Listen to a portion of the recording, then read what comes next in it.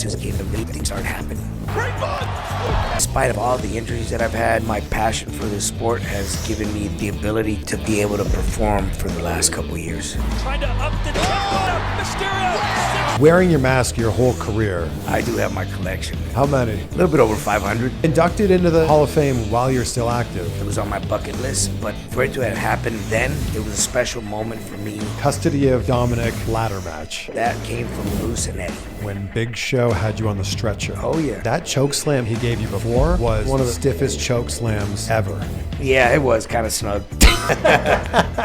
Were you a stunt double for Freddy versus Jason? Why does everyone keep asking that? This is episode 619. There's no one better to be here with than the man himself. So, Ray, thank you for making this happen. Thank you for the invitation, man. What a special day it is. I can't believe we haven't done this before. That's crazy. I had Dom on a few years ago. Really? How long you been doing this?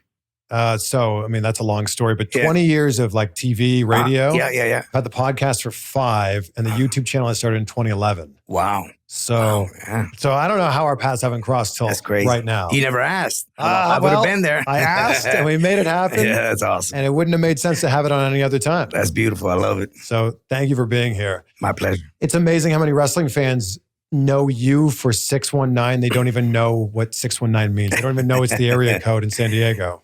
The best thing about that is when I travel overseas, whether it's Japan or Europe, especially at the beginning of my career with WWE, when the 619 started to flourish, you would see the signs. And like you said, they had no idea what it was. They just knew it was a move. Of course, little by little, I started giving them the brief explanation of the representation of the move being the area code of my city, San Diego, the city that saw me grow up, that raised me. So, yeah, it was cool. Yeah, there's a lot of people that don't know any area codes in the U.S., but they know 619. And made it famous. And back then, who had a song? Was it Jay-Z? Area code? No. Ludacris. Ludacris. Yeah, Ludacris. You're right. Yeah, the area codes. In different area codes. And I was mad because he didn't bust the 619 there. I feel like it's you and Pitbull. Like he's Mr. 305, 305, and you're 619. Oh, wow. And those are like the only area codes people know. Yeah, I love it. If you don't live in the U.S. Miami, right? Yes. Miami My 305. cell phone is actually a 305. Nice. Yes, that makes me Mr. 305. Mr. 619 and Mr. 305. Wearing your mask your whole career. Well, not your whole career, because there was quite a long period in WCW when you didn't. Mm-hmm. Do you get recognized when you're not wearing it? Now more than ever. Back in the day, before I lost the mask in WCW, I had a big amount of time that was my private time. Nobody knew who I was. Yeah. Obviously, my size would give it away most of the times, especially traveling with the rest of the boys. Yeah. You know, they'd kind of figure it out. Oh, that's got to be Rey Mysterio. But when I did lose the mask against Kevin Nash and Scott Hall, rest in peace, that time period with the Filthy Animals and that whole Rey Mysterio unmasked kind of opened the eyes of a lot of fans that didn't know who I was. Now my face was out there, so I was recognizable. If we go to your house, is there just a room full of masks? What would you say, Daniel? I do have my collection. It's pretty big. How many? Man, I've lost track over the time, but I can probably say between the ones that I have in my closet, in my office, and in other rooms of the house, a little bit over 500. Okay, 500. Yeah. How do you Right decide on what day what you're going to wear? I usually try to flip my outfits. I try to get at least 2 outfits a month, and I just kind of rotate them. I'll use one, let's say next Monday, and then I won't use it again for like 2 or 3 months. So it feels kind of new again. But do the masks that you wear like today, does that count against that? No, Only the TV masks? Yes, the TV masks are full outfit, complete, same color combination. The ones that I'm wearing right now, the material is a little bit stiffer and it has a zipper on the back part. And these are just presentation masks, or we'd call them when I do autograph appearances, any interviews on TV, stuff like that. This is the type of mask that you would normally see. So when you're doing an appearance like this and it isn't a wrestling match, Are you matching it like, I'm going to wear pink shirts, so then I got to wear a pink mask? My wife gives me shit all the time. And I think I picked that up from my mom. Yeah, I might rock some blue jeans, some yellow kicks, maybe a light blue T-shirt and a yellow mask. So I have to match it with something that I'm wearing that day. Yeah. What about the hard mask that you wear, like the flash mask that you wore? What are those made out of? The one that I wore last year at WrestleMania, Yeah. that's latex. Yes, right? Silicone. So I had one that was made out of latex that I didn't like because with the sweat and wrestling underneath that mask, it kept shifting. So what we did is we created a silicone one, and that silicone was perfect. And what we did to mold that, we used one of my original masks that I wrestle in. We took off all the designs. We just left the material, and we built that mask over that one. So they have no idea who they're dealing with.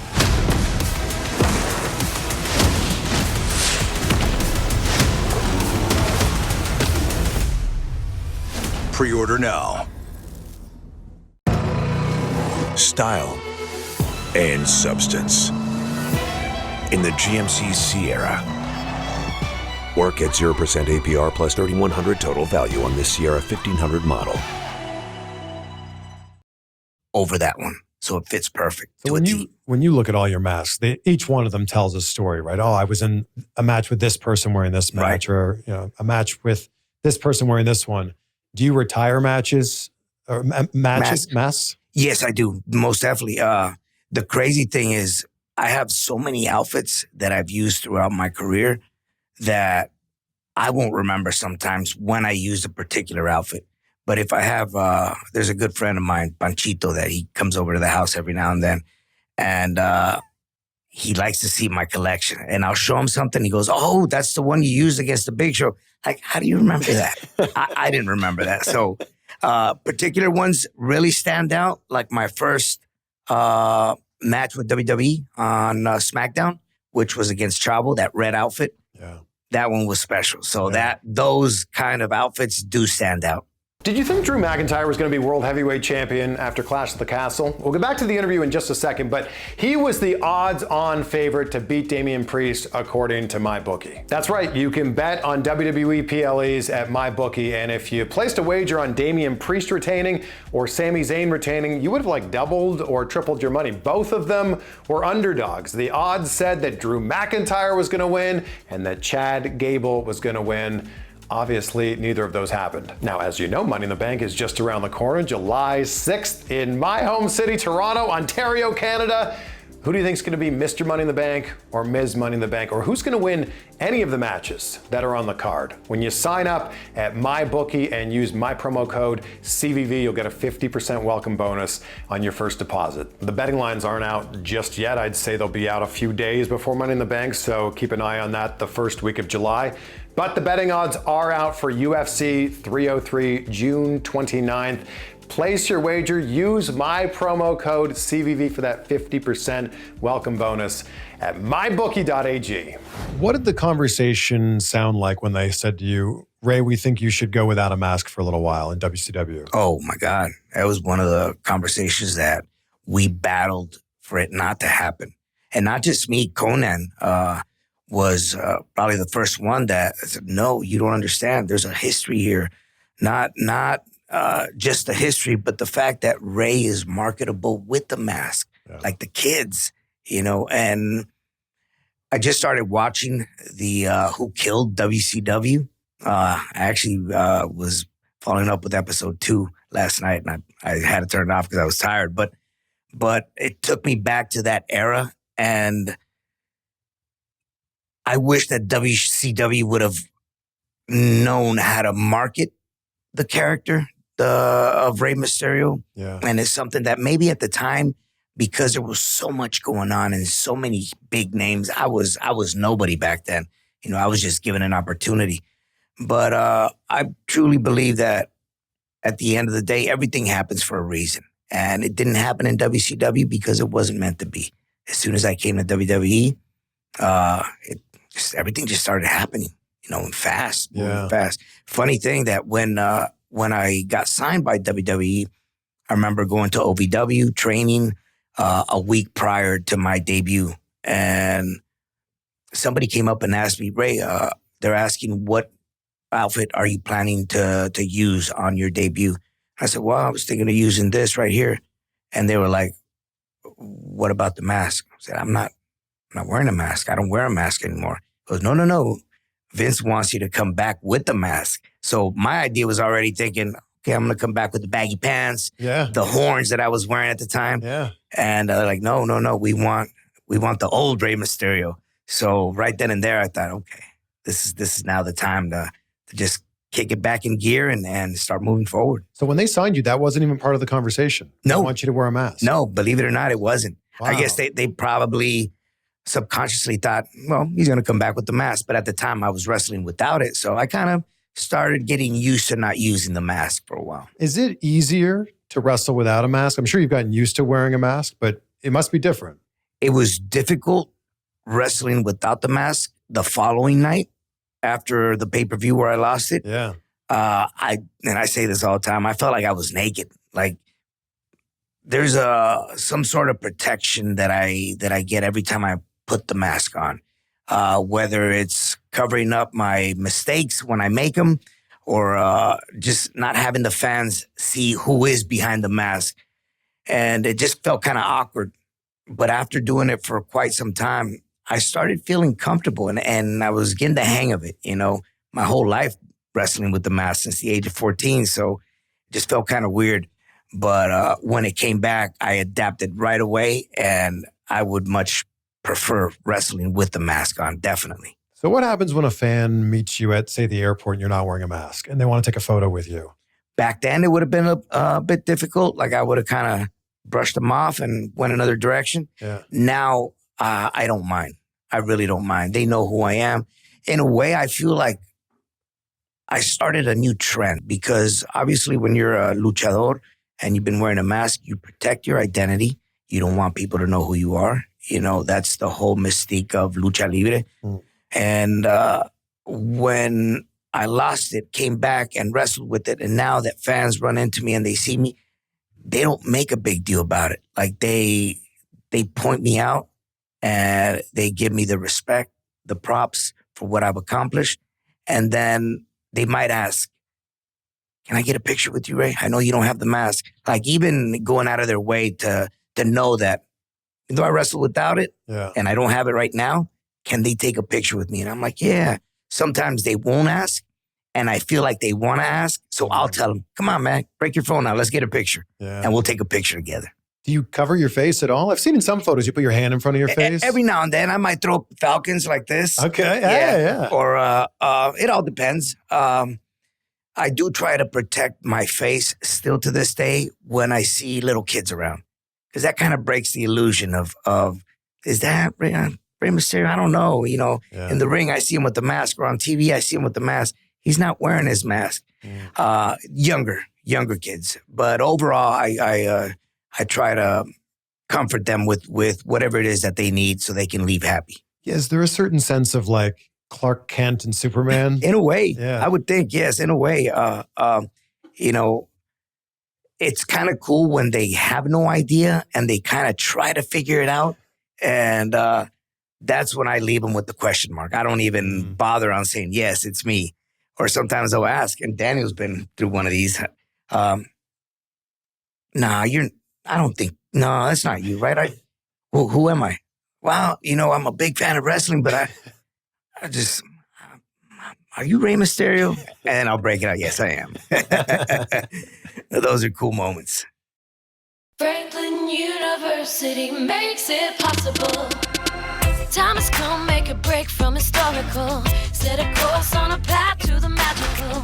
Show the world how you're unstoppable. Franklin University makes it possible. Be unstoppable with an MBA from Franklin University. Franklin makes it possible for you to balance earning an MBA with your busy life. Finish faster with Franklin University's FlexFit MBA. Learn more at franklin.edu. Cool moments. There was nobody like you before you started doing this. What made you think you could do it? My passion, without a doubt. My commitment to becoming who I am now. Obviously, no idea when I was younger that this name and this character would grow as big as it has over the years. But growing up and seeing my uncle wrestle and wanting to emulate him, and remember pulling up to the arenas in mid-'80s, me helping him with his bag and the kids running up to him, Rey Mysterio, Rey Mysterio. He would put his mask on like maybe a block away before we pulled to the arena. And just seeing the attention that he would get for autographs or the pictures, I was like, man, this is cool. I want to do this. I want to be like that. So just never thought it would be to a completely different level. Yeah, you came up in a time when everybody was big. Like everybody was huge. Yeah. And what made you stand apart and stand out from them was the fact that you weren't. Yeah. But what made them see something in you? I truly believe, and I'm a faithful believer, that my work obviously got me where I'm at now, but my work wouldn't have been accomplished without the opponents that I've had over the years. You know, it takes two to tango, and starting off with Psychosis and just the chemistry we had, you know, they would see Rey Mysterio like, wow, this is unbelievable. Like, we've never seen anything like this. And that has a lot to do with the person that would be across from me in the ring, making me look good, extra good. And me, as far as my work goes, it was making me, making the fans believe that this heel that's in front of me is a badass heel and can eventually take me down at any point. And over the years, that's pretty much what happened. Dean Malenko, my first match in WCW, ECW with Psychosis, and we had already had a history from just training together in the ring back in early 90s. So, yeah, I lost track of the question. But yeah, that connection that I've had over the years with rivals have definitely secured my position where I'm at today. You know how many people point at the Halloween Havoc match, 1997? Yeah. That's the reason they got into wrestling? Yeah. Wow. Do you remember putting that match together with Eddie? Yes, I do. I was nervous as hell, too. So the side story about that was the struggle was, no, I don't want to lose the mask. Me not wanting to go to the pay-per-view. Me getting a phone call. Eric might not remember this, but me getting a phone call by Eric Bischoff at my house saying, you better show up, because if you don't show up, you're in breach of contract. And the idea was for me to lose the mask that night. And I really didn't want to. So I said, what the hell? All right, show up, go Sunday, the pay-per-view. We start prepping the matchup. And probably a match before we went up, the decision was already made. Ray, you're losing the mask. Eddie retains the title and keeps your mask. A match before ours, they come up and they say, no, we switched it. Ray, you're winning. Eddie, you're dropping the title. Wow. I don't know if Eddie knew anything about it, but I'm pretty sure if he would have let me know. But throughout this whole time, you can only imagine trying to prep my matchup, knowing that this is my last night wrestling with the mask. Well, to the flip side of that, that match was literally the one that put me on the map with Eddie, which is crazy. And I was so nervous. And I remember Eddie just telling me before the match, just listen to me out there, which he would do most of the times. Listen to me. He wouldn't like to set up a lot of the spots backstage. He would like to just go out there and feel it. Yeah. But he knew what I was capable of, and he knew I had a good ear for listening. Yeah. So, yeah, man, it was crazy to even go back and put myself in that spot. Even just the lockup of the hands into the pull up into the top rope and the backwards backflip DDT. Like, I remember that like if it was yesterday. That's how crazy it is. Wow. Yeah, we never practiced that. We never rehearsed it. Nowadays, I like to sometimes go in and kind of, if I'm doing something new, try to visualize it, maybe go in there and try it one time, see if it works. Yeah. And then I'll say, okay, yeah, it'll happen. But that one, no, it just happened in the ring. Yeah, that match is damn near perfect. Thank you. Yeah. Thank you. Where does that rank in all the matches you've had? For me particularly, it ranks at number one as far as Rey Mysterio being recognizable, worldwide. Definitely. The chemistry Eddie and I had was just on a different level. The good thing about my performance, I feel, and I might be getting ahead of myself, but I've managed to have great connection with most of my opponents. Whether it was a Dean Malenko, whether it was a Psychosis, whether it was a Kurt Angle, I've always had great chemistry with them. And that kind of secures a spot in a way, it gives your opponent that confidence to be able to call things on the fly.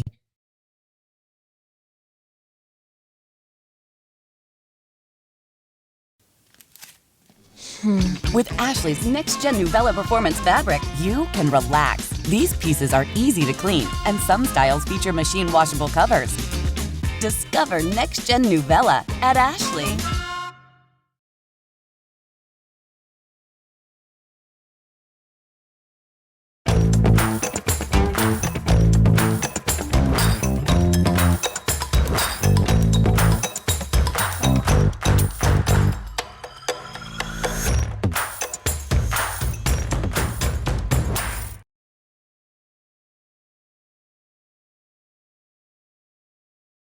On the fly and do things in the moment. This episode is brought to you by Arena Club, and I recently got back into collecting trading cards. Got quite a few wrestling cards here. That's a Cody Rhodes rookie right there. That is quite the rock card if you're into this hobby. That is a John Cena rookie card. But the thing about tearing packs is there's zero transparency about what's available. It's just kind of like a shot in the dark because you don't know what the hit rates are. That is all changed with slab packs from arenaclub.com. They're the only repack that provides a real value and a complete view of all possible cards and clear hit rates for each one. So when you buy a slab pack on Arena Club, it finally feels like you know what you're getting. They also have a fantastic grading system. So I got this Rey Mysterio Jr. rookie card recently. That is a 1998 Topps WCW card. Interesting that his name is spelled with a Y there, like the way we know it, on the front of the card. On the back of the card, check that out, Rey Mysterio with an I. As you know, this card, ungraded, a raw card as they call it, isn't really worth that much. So I sent it in to Arena Club to get it graded, and fast forward 10 business days and here we are. Got a new haircut in the meantime. That actually took less than 10 days, which is way faster than the other card grading companies. And here it is, graded an 8, which is pretty good for a card that I bought on eBay for $6. And there's a full breakdown there on the back of exactly why it was graded an 8. So whether you're buying, selling, trading, or just displaying, Arena Club is the card collecting platform that you gotta check out. And when you go to arenaclub.com/CVV, you'll save 10% on your first purchase. Yeah, 10% on your first purchase at arenaclub.com/CVV. When WCW went under, got bought out by WWE, you had made a name for yourself there. How were you not immediately brought over? I think at the time I was probably making a little too much in WCW, money-wise. And the contract was still running when the company was bought out. The conversation at the time was, Ray, sit back, enjoy your pay for the rest of the year. That's in your contract. And once it's expired, we'll sit down and we'll negotiate. And at the time, I thought it was a way for them to say, we're not really interested.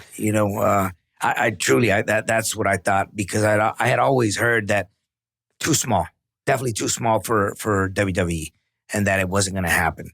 So I remember when Eddie and Saturn and Jericho was the first one to leave, but when Dean and them, the Radicals, the Radicals, when they left, I kind of had a bit of hope, like, okay, if they're there, probably one day I'll be able to make it. Yeah. But sure enough, when they bought out the company and they told me to wait, I thought it was them saying in a good way, we're interested, but not right now. Being polite. Yeah. But no, I mean, JR kept his word. Huh. Once my contract was expired, we sat down, we negotiated, and I kicked off the first year. Yeah, you were booked like a star. It was crazy. Yeah. It was crazy. They really put me to work, and that's what I wanted, I wanted to be able to prove that despite my size, that I would be able to go in there and get some attention, get some eyeballs looking at Rey Mysterio and what he can do.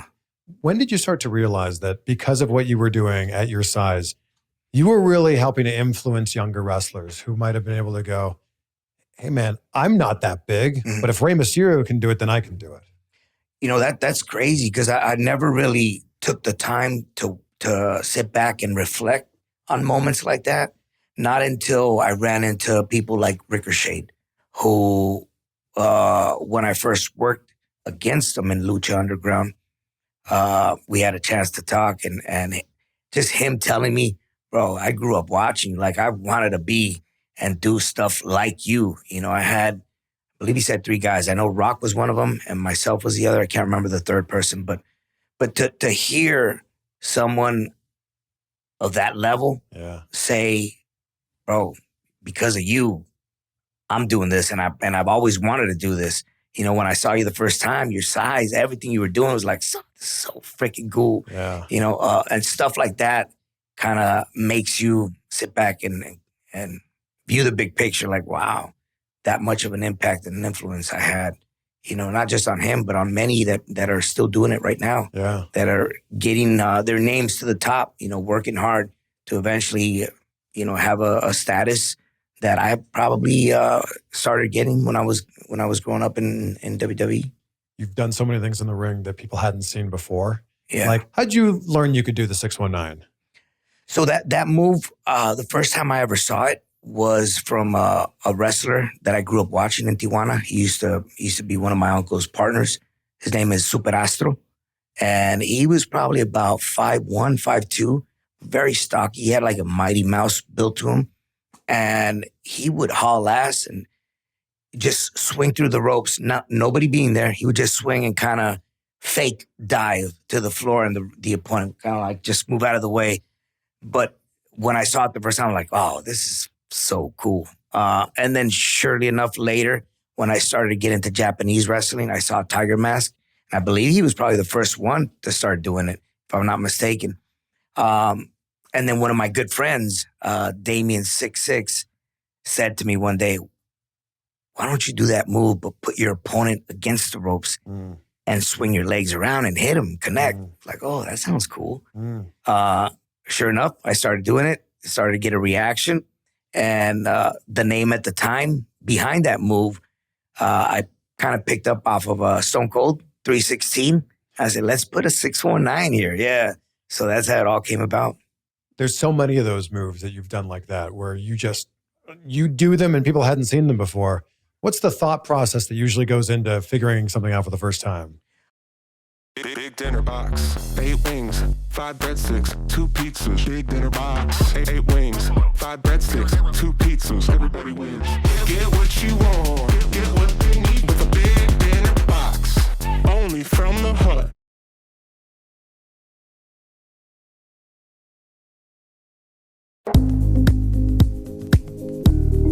Wendy's.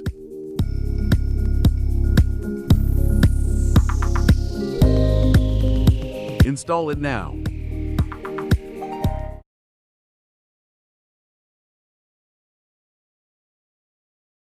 The first time. I really get inspired watching old school matches, whether it's Japan or Mexico, and I kind of add my little twist to it. If I'll see a move that I like and I think I can replicate it in a way, but add my twist to it, I'll visualize it. I'll say, yes, I think I can do it. And pull it off. And back then it was, I would sit the bleachers and kind of take a look at the ring and okay, if I jump from here to here and then do the backflip, yeah, it's possible. And sometimes, a lot of those moves that I would practice or that I would do, I wouldn't practice. I would just kind of tell my opponent, yo, you think we can do this? Oh, yeah, I'll be there for you. Again, going back to taking 2 to tango, my opponent I would have to give my trust completely to him to be able to catch me and then, make it work so it looks cool. Yeah. But a lot of those moves happen like that, visualization and then execute. By the way, is that your Hall of Fame ring or your version of the Hall of Fame ring? This is what Iceman Nick, right? Yeah, my brother Spiff made that for me through Iceman Nick. Yeah. So you're wearing this as your Hall of Fame ring? That's my Hall of Fame ring. Yeah. Looks like you won the Super Bowl. Yeah, it does. That's badass. Thank you, man. Thank you. Yeah, big props to my boy Spiff, man. And I caught my eye. I'm like, yeah, I got to ask about that. You're inducted into the Hall of Fame while you're still active. That's crazy. I mean, come on. That's crazy. Like when that first was Look brought at how up. much water you've got here. My goodness, you can tell he's a bodybuilder. I'm a drown. What is it, a gallon? It's 3/4 of a gallon. Just 3/4 of a gallon. You know, no big deal. But inducted into the Hall of Fame while you're still active. There's a very short list of people who've done that. So when that was brought up to me, I'm like, hey, Ray, we want to induct you to the Hall of Fame. And it was Hunter that mentioned it to me. You know, we're thinking of doing it in LA, you know, since it's so close to your two hometowns, your backyard. And my first response was, but I'm not ready to retire. Like, no, you don't have to retire. We just think that it's the perfect spot, you know, to induct you to the Hall of Fame. I was like, wow. I felt it was just such a cool moment. Like that was one of my goals, and it was on my bucket list. But for it to have happened then, it was a special moment for me overall, being able to do a storyline with my son, being able to work against him for the first time. You know, there was just so many moving parts that at the end of the day lined up perfectly. And I feel truly, truly blessed, man, for the opportunity, and very thankful with WWE for the run they've given me for over 20 years. What do you think of the work Dom's doing now? Incredible, man. I remember speaking to Dom prior to him breaking into WWE when he was training. And, you know, we would bullshit. Hey, imagine if you were to make it before I retire, and, you know, we can do a run together as tag team champions. We were not thinking heel terms. It was completely babyface, like being together. Yeah. At one point, I remember designing one of his outfits, and, you know, Rey, meaning King Mystery, Rey Mysterio. Maybe you can be Prince Mysterio. So there was talk of Dom wearing a mask. So, talk between us. Yeah, okay. Yeah, between us. Never brought it up to WWE at the time. But it was more of just him and I conversating and kind of just throwing ideas, like inspiring the mind and the soul and the heart to push hard and get to where you got to be before I retire. So hurry up, son, you know. But everything happened so fast, man. Everything just flourished so fast. And I remember telling him that I would see him being bigger than what I created in a completely different way. I just visioned him being much bigger of what his dad has done in this career. And it's happened so fast. Like his growth has been incredibly fast. And I don't know, it's very hard to explain as a father watching him in the ring every week. Yeah. Obviously, even much more different being across from him in the ring. But I am so freaking proud of him. He feels like he's really come into his own. Yes. Like, 1,000%. Dirty Dom is like, it's perfect for him. Yeah. It was much harder for him at the beginning because they would attach both of us. Mm-hmm. And the shoes to fill are very hard. You could never top. The moment that he separated from me and began his own journey and started with the Judgment Day and turned on Edge and myself, after that happened, and slowly but surely, I started seeing his growth and his comfortness of going out there and just being him. Like, oh, wow, this is really cool. Like now, they don't attach Rey Mysterio with Dom Mysterio. Dom is his own person now. Was it the moment he got arrested that things started to change? Back in the day, you bet sinners just to get boards. Word. Now I take them to make threes. Today's NBA stars, everybody does everything. Ant-Man, SGA, Luka, dudes playing 1 through 5. Bigs dishing out like family dinner. Woo! Got me smashing triple doubles. Shaq, basketball. not burgers. New customers bet $5 and get $300 if your bet wins. Paid in bonus bets. Plus, get 3 months of NBA League Pass on us. The crown is yours.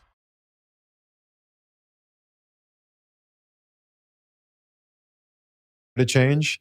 That's probably got to be one of the moments. Because then he went to prison and he becomes prison Dom now. Yes. Definitely. That was a big moment in his turn of becoming who he is. But if you put all the pieces together, like that moment happening, him visiting my house in Thanksgiving in Vegas, with mommy, doing his dirty things that he does, that kind of started giving him an edge for the character that he wanted to become. Now, keep in mind, my wife has always said, I don't see Dom as a good guy. Like, I've always seen him as a villain. So I think she was onto something. Well, she spent more time with him than I did. So, yeah, she definitely saw him as a villain. Growing out the hair is perfect. Crazy, huh? Like the callback to your match with Eddie and the custody match of Dom. Can we talk about that match? Let's do it. So Dominic's been around the industry, his whole life, right? 7 years old, man. Crazy. Yeah. And it's funny seeing like the old photos of him and then seeing him now, like it doesn't even look like the same person. Oh my God. Where did the idea come from for the custody of Dominic ladder match? I want to say that came from Bruce and Eddie.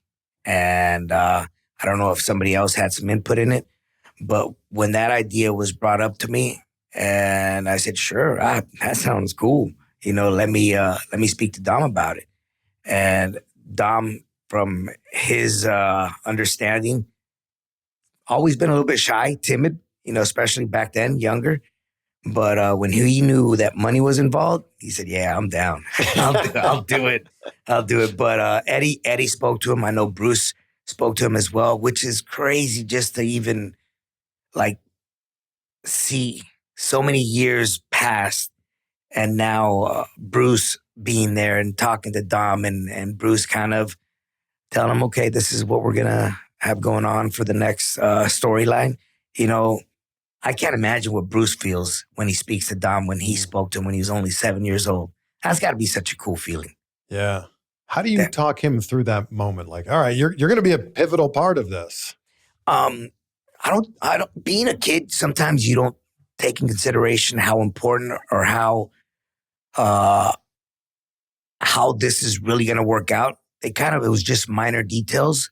And I know Eddie had a lot of saying to making him feel comfortable. I know he would feed him Twizzlers every now and then when we did some of the shoots, like on the swings. Yeah, Uncle Eddie. But overall, the surrounding that he was in, he felt like he was at home. And I think that had a big part to do with him saying his lines, doing what he had to do at the right time.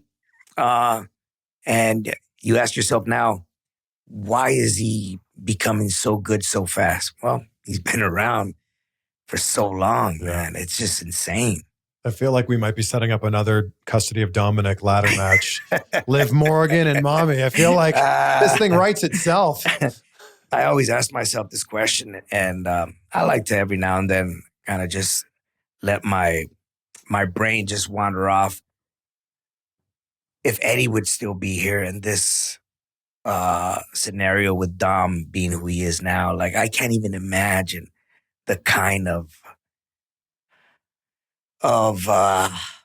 pleasure we would bring to the ring, to the audience, of being able to see like Dom, Eddie, and myself. It'd be such a cool moment, man. And I do think about that a lot. Do you see some of Eddie's influence in the way that Dom wrestles? Most definitely. It's scary sometimes, even when I look at a picture and I'll show it to my wife. Oh my God. She goes, I did cheat on you and I never told you. Your best friend. Like, wow, dirty. That's where Dirty Dom gets his dirtiness. You know what fans say, right? They're like, well, why is Dom so tall? Yeah. Why does his hair look so nice? That's crazy. Yeah. But yeah, there's a lot of resemblance of Eddie when I see him. Whether it's a face gesture that he does or just the way they snapped a certain picture, his hair, obviously. Yeah, he reminds me every now and then of moments that I had with Eddie. How is Dom so tall? So I think he gets that from my wife's side because my wife is 5'7", but her uncles, even her brother, who passed away when he was 19 years old, he was 6'1". So that's where Dom gets the height. As a matter of fact, Dom had this crazy experience when he was maybe 3-4 years old. We caught him playing underneath the table at our kitchen in our house. And my wife, I had just gotten back from tour. My wife was cooking and Dom was playing with some action figures like, no, Patty's mine. No, Patty's mine.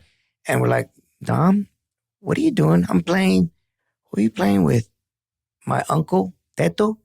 So he had a connection with his uncle that he never met because he passed away way before Dom was born. And there's as he was growing up, there was a huge resemblance of my wife's brother with Dominic. The way he acted, his mannerisms, his gestures, words he would say. So, you could only imagine how crazy that was for my mother-in-law watching him grow and pretty much seeing her son just white because my brother-in-law was dark-skinned. So it was crazy. But yeah, I think the size comes definitely from my wife's side because all my family side were short. Do you see Dom as a world champion one day? Oh, definitely. Yeah. Yeah, most I feel definitely. like he has all of the tools. Yeah, most definitely. Dom,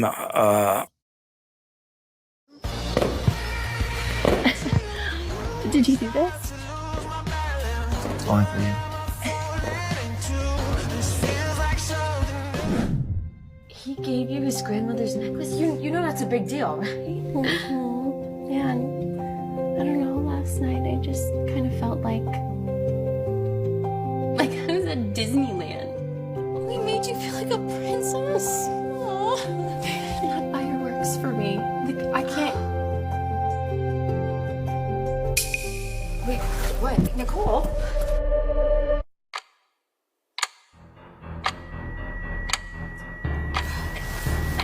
It's been 2 minutes.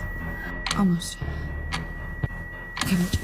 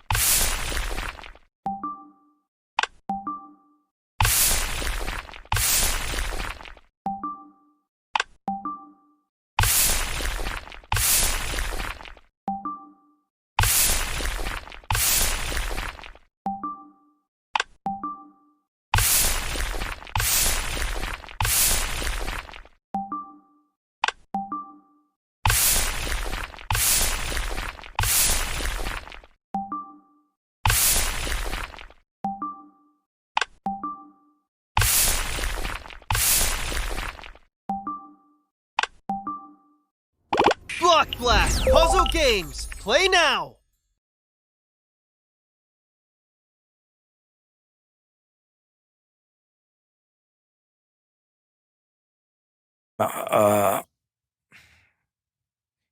He's getting really good at what he's doing, and he's understanding the craft. And the fact that he's where he's at with such little time, like I wish I could be there or I could have been there with 4 years of being in the business. I didn't know shit at 4 years. Well, look who he gets to learn from. Well, not only me. I mean, yes, I am his father, but the fact that he's been able to be in there with the best, Seth Rollins, Cody Rhodes, Roman Reigns, John Cena, all these moments are moments that give you the ability to learn, so I think he's taken very well advantage of those moments and has added him to his career. You got a big birthday coming up this year. Yes. Do you think about turning 50? No, I don't. Yeah, it's funny, man. Every now and then I'll wow, 49. Okay, wow, next year, the big 50. I really don't feel the age. I feel like to me, it's a number. Yeah, it's up there. But I think it has a lot to do with how you feel inside. And I feel great. I feel really good. My body is healthy despite the surgeries that I've had on both knees. Obviously, my left being the worst one. Stem cells have really helped me improve and move forward. Cold plunge, sauna, red light, all these factors that are very important in my career, especially at this age, So to be able to still do what I'm doing after starting at the age of 14 and turning 50 this year, it's like, wow. Sometimes I'll sit back and go, wow, I can't believe I've been doing it this long.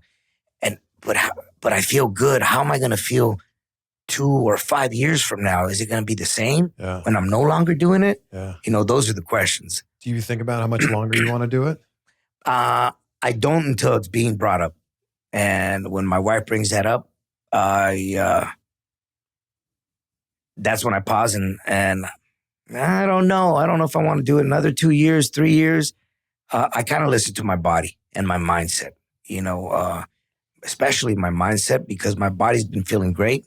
And with all the benefits that I get from doing like the cold plunge and the sauna, overall, my mind has to be in the right place, So that's probably the hardest thing for me, because sometimes the age factor comes into mind and not in the moment, but thinking ahead. Like, I want to be able to still move around and walk at 55 or at 56. Is my body going to feel the same? I don't know. So if you saw my interview with Adam Copeland or Christian Cage, they both talked about how they're in the best shape of their lives. What's their secret?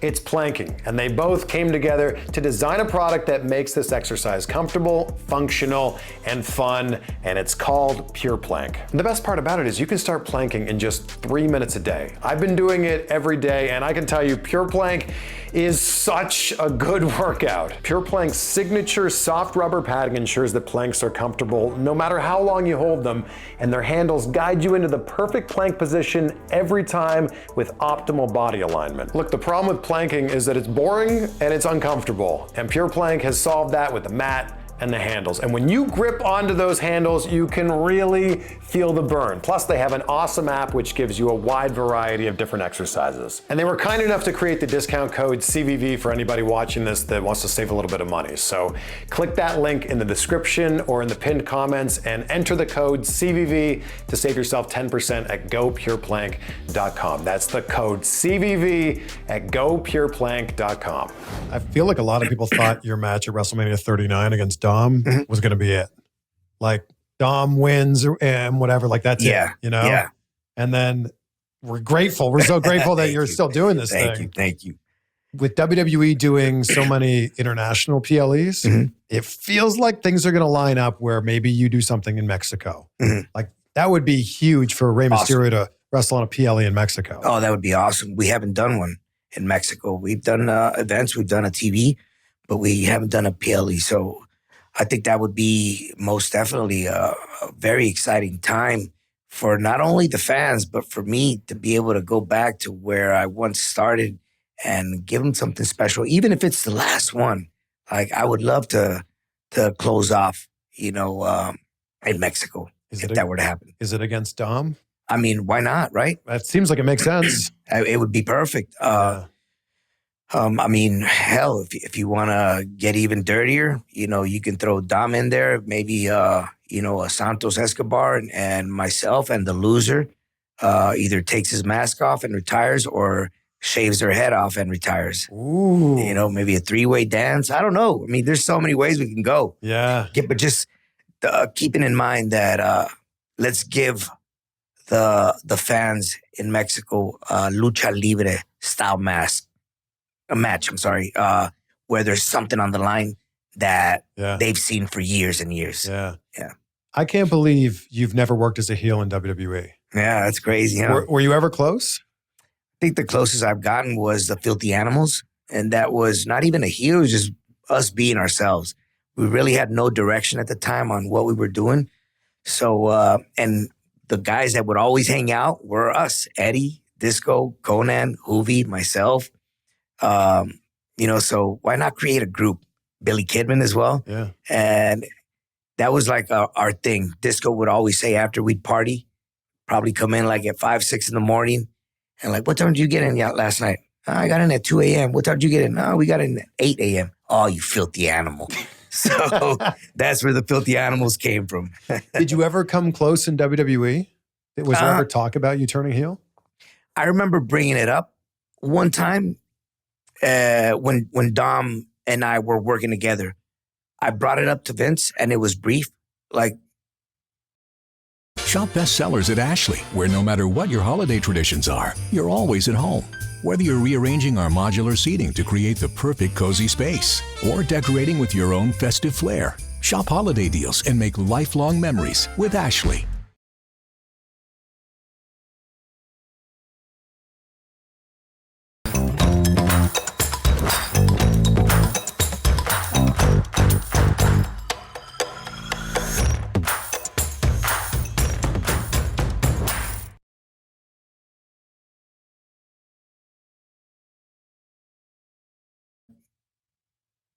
maybe I turn on Dom, and we continue with something along the ways. But getting feedback from some of my colleagues, like, oh, you're like the babyface that could never be heel. Like, you're Ricky Steamboat, Yeah. Nobody could ever see you as a heel. I don't think they would buy into it. And I'm kind of glad that I listened and that they didn't listen to me, because the best thing that could have happened is for Dom to become the heel. Yeah. And be the evil one. It feels crazy that you never had a match with Triple H. The only one of the times, and I don't know if it was the first one, but Royal Rumble, when we were in there together, Randy himself and me. Yeah, that was probably one of the few times. We might have had You never had a one-on-one match. Never. Yeah. Never. That's crazy. We got to bring Hunter back. Maybe do a singles, right? But do you think about the opportunities there? You've worked with pretty much everyone else. For you to not work with Triple H is... Pretty much. Triple H being one of them. Another person that I really wanted to get a chance to work with was Bret Hart, and I didn't get the opportunity. Isn't that crazy that didn't happen in WCW? Yeah, I know. Macho Man, another one that I really wanted to get a chance to step in the ring with Macho, and it didn't happen either. Let's talk about you winning the Royal Rumble. I always argue that winning from number 2 is equally as difficult as winning from number 1. Why don't people see it that way? It should, right? Come on. It's the first 2 to start off. Yeah, like the person number 1 is just standing there. Exactly. Person number 2 has to come out for the match to begin. I never looked at it that way. You're absolutely right. Come on. Yeah, you're right. It's just as hard to win from number 2. That's a good point. You got to run the gauntlet through 29 other people. Yes. That was a crazy moment. And I still to this day think that if Eddie wouldn't have passed, that moment wouldn't have came. Why not? Because it wasn't, Eddie passing changed the whole dynamic, of the storylines of where possibly I was heading, and where I think Eddie was feuding next with Batista after that, and he didn't get a chance. So my last match with Eddie was at SummerSlam versus for the custody of Dominic. That was literally my last match with him. Excuse me. But Eddie passing and the fans making the connection that I had with Eddie kind of put me in that spot. I don't think it was my time yet. I don't think I was ready. But overall, when it comes, you got to make the best out of it. I've never been a promo guy. I've never been the one to step in the ring and say that I could carry the company as world champion. No. My vision and my accomplishments were probably way different back then Like I didn't feel that I would be able to do something like that, carry the company. But overall, it was handed. And again, I think that moment really happened because Eddie was no longer there, and the fans saw, in a way, Eddie through me. Did they tell you you're going to win the Rumble, which is going to lead to WrestleMania? They just said, you're going over on the Rumble. You're going over. And obviously, when you hear that, you know that you're going to get a spot at WrestleMania. Yeah. But we didn't go any further than that, which is crazy. I just kind of imagined it in a way, but I was like, nah. Hey, I mean, yeah, I'll win the Rumble and something will happen. Something's got to happen. And sure enough, the match against Randy where they took me out. Yeah, and apparently I wasn't going to be part of it, and they turned it into a three-way. But overall, one of the person that spoke always the most and defended me and would tell Vince, it's the time, give it to him, was Pat Patterson. And forever, I will be thankful with him for having the trust and for just seeing something within me that took me to the next level. You know, whether I cut promos in the ring or I represented the company to the fullest, that their being world champion took me to the next level, no doubt. 1, 2, 3, you win. When does it become real? When does it start to set in? I don't think it really did set in. Everything just happens so fast. Now, as I get older, or as I'm older, I tell myself or remind myself, pause, enjoy the moment. Like this whole storyline with Dom and him breaking into the business, I gotta enjoy those moments. And there's a lot of memories that happen so fast, becoming world champion, that it's kind of like a blur. I remember happening, but I don't remember like being in the moment, enjoying that moment. And again, moments happen so fast that it's only an image that you have in your head that you conserve and you go back to it every now and then. And like moments like this when we're talking about it, and I visualize it. I remember being there, but I don't remember enjoying the moment like I should have enjoyed it. Are you able to do that now? Oh, yes. Because you see John Cena come out now, and he like takes the moment in, like kind of looks around like, okay, probably not going to be doing this much longer. Right. Do you take the moment in now? Like, are you cognizant of that? Are you aware of it? I have been more recently, especially since Dom started wrestling. Yeah. And these are the moments that I'm telling myself and reminding myself constantly, enjoy what's going on in the moment. Don't let it speed up and then let it be a blur. So I am more. If your mind is racing, shouldn't your earbuds keep up? Gemini, what's this neighborhood called? Franklin, Remind me to buy those concert tickets. I can help with that. What is matcha anyways? Matcha is finely ground green tea leaves, specifically. 10 out of 10 friends say you have to go to that new place, which you have 0 time for. Fortunately, DoorDash knows all your neighborhood hotspots. Shake up your dinner routine. Order with DoorDash.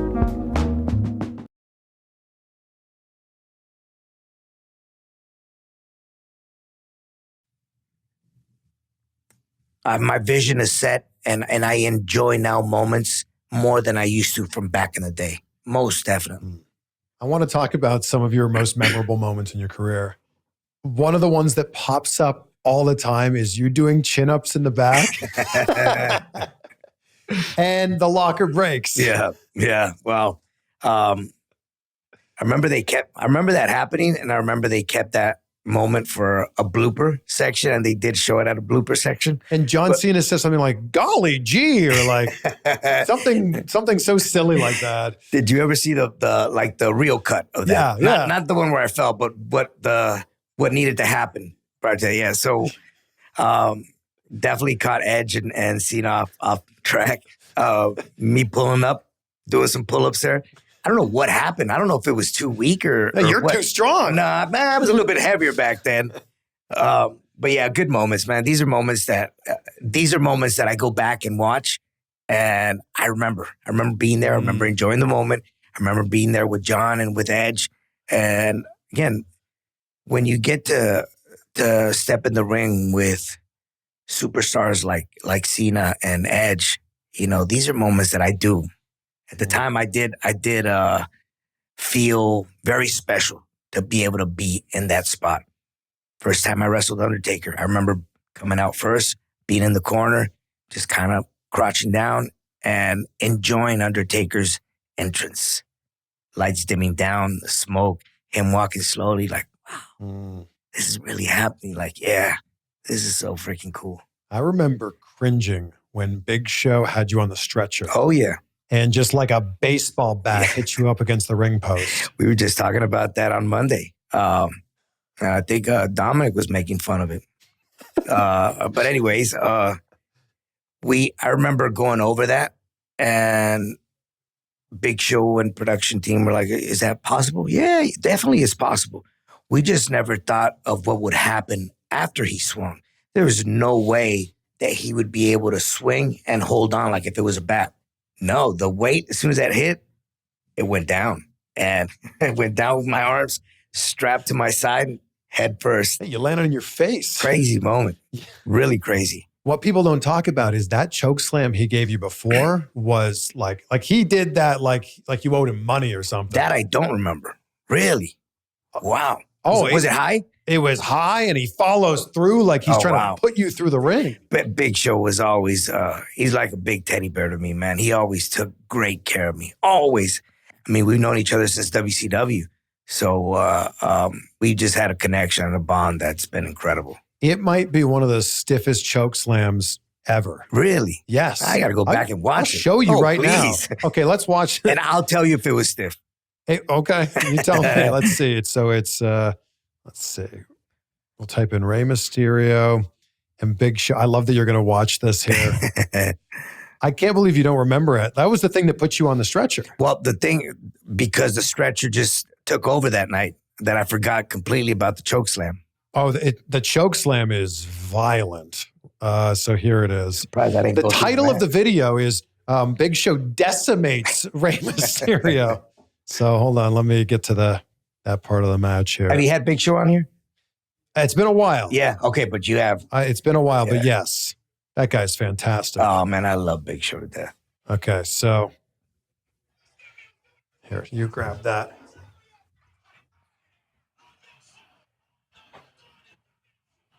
Yeah. Yeah, it was kind of snug. He did follow through, like you said. I mean, in a big way. Wow. And that was high. Woo! I think I hit in an area of the mat that didn't have any give, so it just looks flatter. I think you're 9 feet in the air. Good times again. Then let's get your reaction to the stretcher spot here then.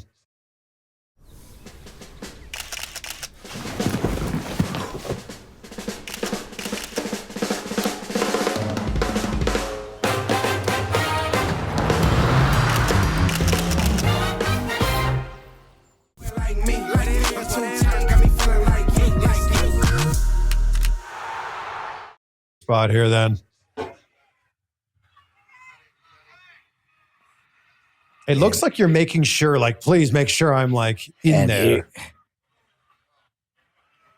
And here he comes. So I thought my elbows were strapped, and I'm kind of, oh no, wow. Oh, wow. Oh, wow. Wow. That looked crazy. Yeah, it looks really that bad. looked crazy. It looks really bad. I remember Big Show going to the hospital because they took me straight to the hospital. For real? Yes. Oh, yeah. I went to the hospital. What? And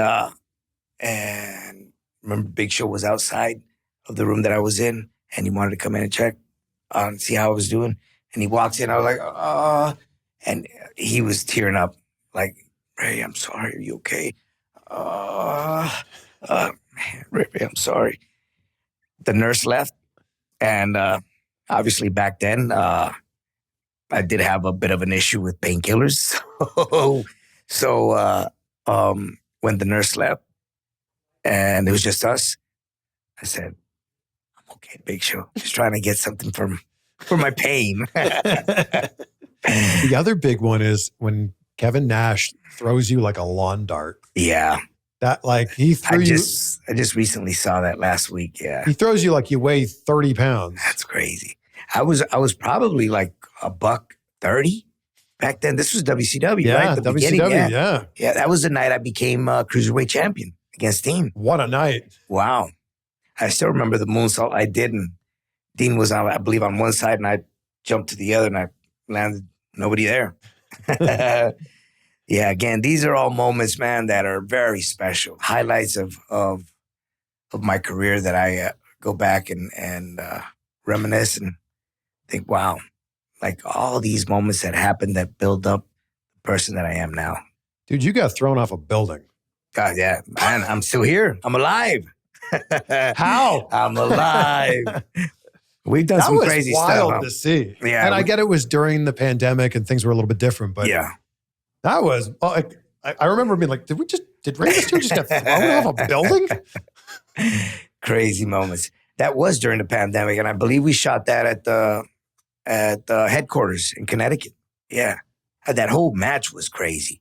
Well, going up and down the elevator. You guys gym. did the best with what you could during that time in the world. Yeah.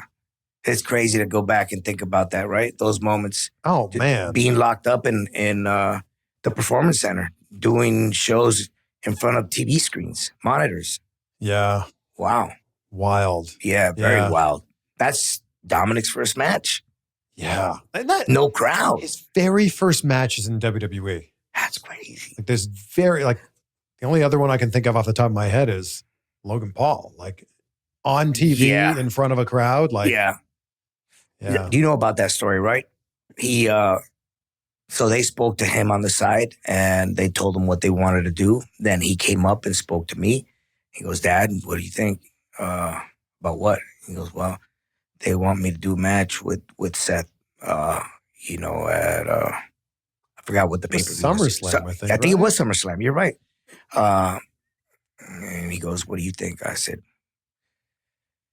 okay, I'm going to give you just my opinion. If you ask me, I don't think you're ready, but at the end of the day, it's your choice. If you feel like you can pull it off, go ahead. I wouldn't do it. I would give it a little bit more time because you only got one shot to make an impression. So he looked at me for a second. He goes, I think I'm going to do it. He just asked me. You wanted my opinion. But that just goes to show the type of character he is, how he carries himself. He's always been committed to trust in his work and what he believes in. And for that, respect, man. He fucking went out there and pulled it off. I was right there in his corner. For me, being there was as cool as for him being in the ring against Seth Rollins. And I told Seth this, if Eddie would still be around, I would have loved to have that match to have happened with Eddie, but I couldn't have picked a better opponent for him, or the company couldn't have picked a better opponent for him than Seth Rollins. He's such a general in that ring, man. He's awesome. I enjoyed working with him so much, and he took care of him. And for that, again, I'll be always thankful with him. Did Logan Paul actually save you in that spot? Or was Logan, he wasn't in position, right? They're hyping it up. And I know Logan took the credit for it. No, so that's funny because I always do that moonsault. And I tried to advise him that I don't jump out, I jump up. So you might have to take a step in to be at the right spot to catch. So sure enough, I jumped up and not out like I had said. And he caught me. Yeah. Don't get me wrong. He caught me. But if he wouldn't have been there, I would have moonsaulted and just landed on my tummy. But he did make a good save. He did make a good catch. And the fact not only that he caught me, but that he powered me up. He caught me in a squat position and he took me right back up. and we continue. Yeah, he's saying, respect, oh, man. I saved it. He would have landed on his head. I give him respect for his ability and for how good he's become. Back in the day, you bet sinners just to get boards. Word. Now I take them to make threes. Today's NBA stars, everybody does everything. Ant-Man, SGA, Luka, dudes playing 1 through 5. Bigs dishing out like family dinner. Woo! Got me smashing triple doubles.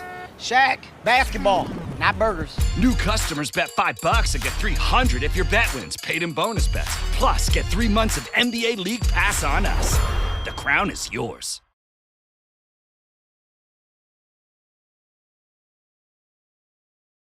He's become, but not for saving me. Not for saving me. No respect for saving me. No respect. No respect, Logan. Yeah. Can we settle this once and for all? Were you a stunt double for Freddy versus Jason? Why does everyone keep asking me that? That's crazy. That's funny. That my sister-in-law just asked me last week, hey, did you do this? And it keeps surfacing up every now and then, right? And Dom, a few weeks ago, tweeted false. So is it false? Of course it is. So this didn't happen? 1,000%. Unless it was my uncle. So you were not a stunt double for Freddy versus Jason? No. Hell the movie was filmed like early 2000s. Yeah, so. no, not at all. That's crazy. Yeah, I always I'm get glad asked. we've settled that once and for all. Please. This got shared. I saw this on Facebook last week from a horror website. They were sharing this and they were said, fun fact. And I said, well, his son said it didn't happen. Yeah, well, that Vidi just asked me last week, and I think that's why, because it surfaced up again. Yeah, unless, and this could obviously have happened, my uncle, Rey Mysterio, did something as a stunt double. For that movie? For that movie. Okay. Yeah, Well, that's the only way I can put it. But are you confident? Like, did he do that? I've never asked him, believe it or not. Yeah, I'm sure he might have. He might have done it, but it wasn't. There's a big difference between Rey Mysterio Sr. and me. Like he's twice my size. Well, then that would make sense because Freddy and Jason, they're big. Yeah. Right? So there probably was my uncle. Yes. But it was not you. Let's confirm it was my uncle. Okay. Yes, there we go. Even though we don't know, we're going to confirm it. Senior. Okay, but it wasn't you. It wasn't me. It was not me. I'm so glad we can finally set the record straight. It was not me. People like to think this is some sort of fun Rey Mysterio Jr. fact. That is not true at all. It's probably going to surface up again in Halloween.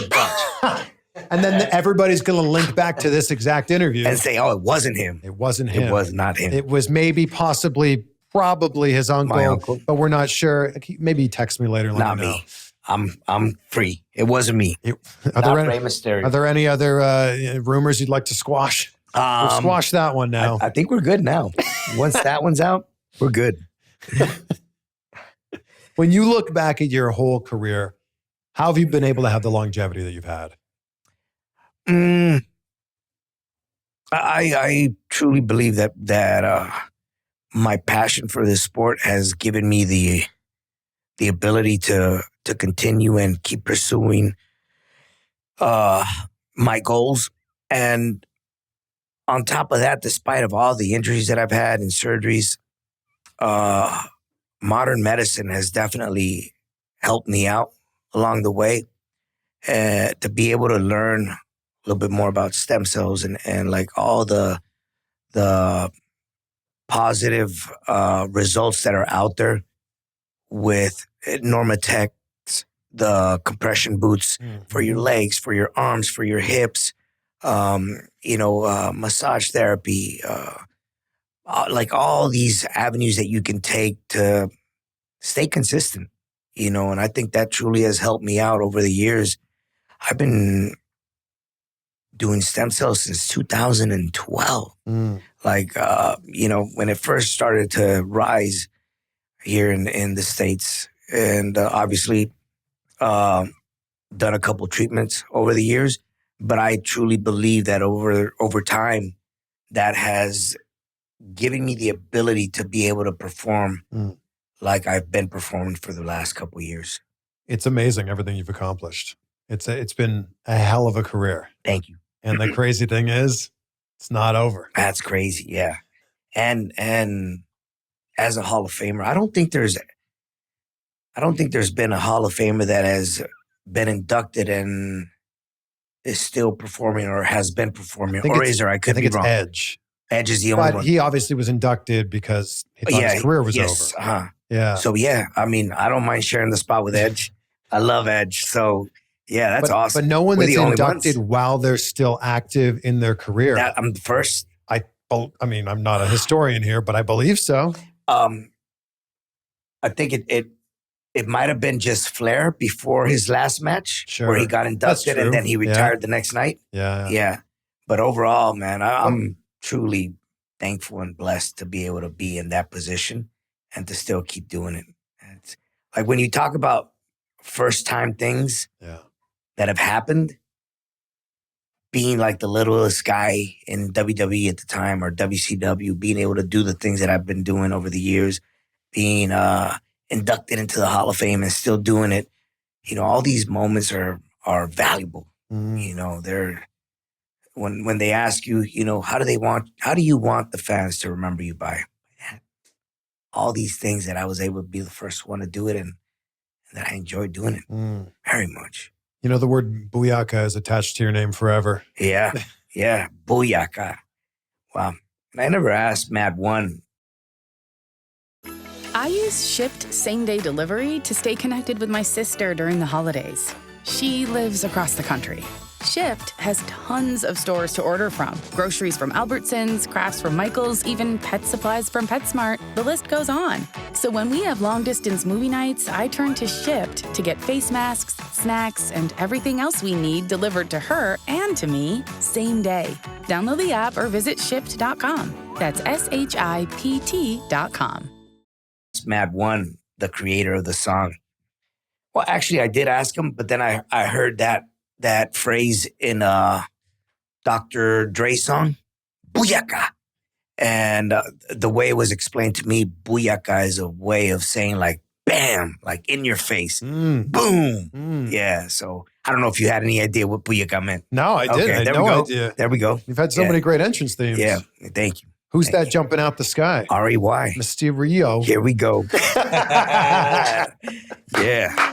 Thank you. This has been amazing and such an honor to be able to sit across from you. Thank you, man. But you got to promise me that this won't be the first nor the last. You know, if when the day comes and it's time to retire, I would love to come back here and speak about the longevity and how from this moment on until the day that I retire, how those days felt, and speak a little bit about what's after the life in the ring. I would love to. I would love Definitely. to.